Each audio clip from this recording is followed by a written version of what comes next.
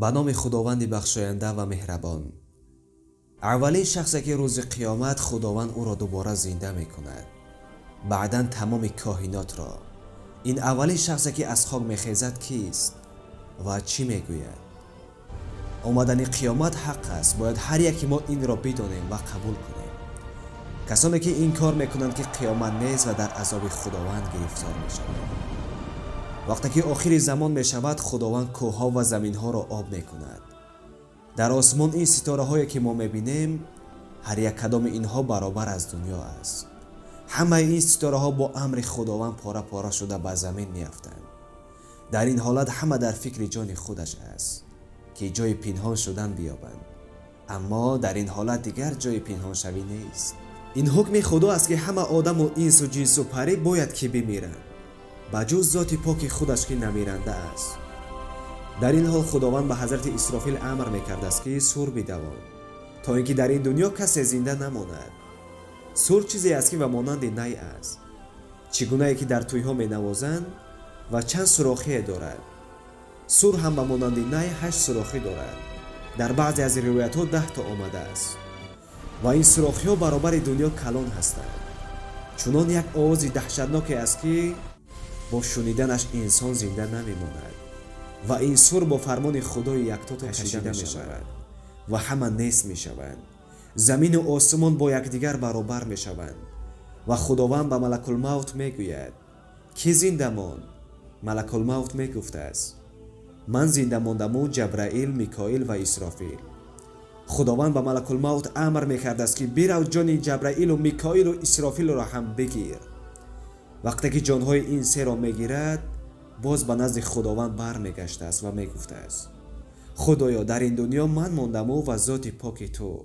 خداوند امر میکرده است که ای ملک الموت، کسی باید زنده نماند، جان خودت را هم بگیر. و این حضرت به یک جای تنهایی میرود، جان خودش را گرفتند چنان یک آواز میبرارد که اگر در دنیا کسی زنده میبود، از شنیدن آواز ملک الموت دلش میکفید. خلاص همه میمیرند بجز ذات پاک خداوند. و بعدی از همه مردن خداوند بالای دنیا می آمده است و فریاد می کرده است ای پادشاهان، ای ثروتمندان، کجایید که بگوید این زمین زمین من است؟ اکنون زمین زمین کی بوده است؟ پادشاهی از آن کی بوده است؟ من هم پادشاهی که نمیرنده هستم و دائما پادشاهی میکنم. پادشاهی من به آخر نمیرسد. خلاص این سخنها را خداوند خود میگفته است و باز خودش جواب میداده است. بعداً خداوند باز حضرت اسرافیل را دوباره زنده میکرد است که باز سور را بکشد و همه دوباره از خاک برخیزند و در محشرگاه قیامت اشتراک کنند. پیش از آن که سور را باید بکشند، خداوند امر میکرد است که از جنت لباسهای شاهی را گیرید و به بالای قبر عزیز من محمد مصطفی صلی الله علیه و سلم بروید. و اولین شخصی که باید از قبر بخیزد این محمد صلی الله علیه و سلم است. به نزد قبر پیامبر خدا صلی الله علیه و سلم می روند و فریاد می زنند که ای پیامبر خدا صلی الله علیه و سلم، سر از قبر بردار. پیامبر خدا صلی الله علیه و سلم از قبر می خیزند و فرشته ها سلام خدا را برایش می رسانند و آن لباس های شاهی که از جنت گرفته بودند برایش پیشنهاد می کنند. حضرت قبول نمی کنند. میگویند حال امتان من چگونه باشد؟ فرشته ها میگویند ای پیامبر خدا صلی الله علیه و سلم، تنها اولین کسی که زنده شد توی امتانت حالا همه در زیر خاکند. پیامبر خدا صلی الله علیه و سلم میگویند اگر خداوند روی خط امتانم را به من ندهد، من این لباس را نمیپوشم. فرشته ها میگویند ای پیامبر خدا صلی الله علیه و سلم، نزد عرش پروردگار برو و این درخواست را از پروردگارت بکن. حضرت نه پدرش در خاطرش می آید و نه مادرش. به یاد امتان سرگردان است که امتانش را از آتش جهنم نجات دهد. دوان دوان به نزد عرش پروردگار می رود و سر به سجده می نهد و نمیگوید که سبحان ربی الاعلی. با چشمان گریان میگوید خدایا ما در دنیا عهد بسته بودیم که روی خط همه امتان را به دست من می سپاری. من می دانم که تو در عهد خود می ایستی، اما اکنون وقتش آمد. راویان کتاب می گویند از گریه محمد صلی الله علیه و سلم عرش به لرزه می آمده است.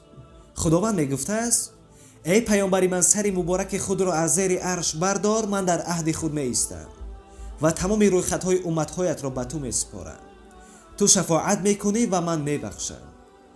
وقتی که پیامبر خدا صلی الله علیه و سلم این سخنها را می شنود، سر از سجده می بردارد و آن لباسهای جنتی را به بر می کند و به صحرای قیامت نزدیک می شود. بعضی ها می گویند که پیامبر خدا صلی الله علیه و سلم چگونه در محشری که عددش معلوم نیست امتهایش را می یابد. پیامبر خدا صلی الله علیه و سلم در قید حیاتشان این سوال را جواب گردانیده بودند که در روز قیامت من امتانم را از حسابی که در دنیا با طهارت می گشتند خودشان نمایان می شوند.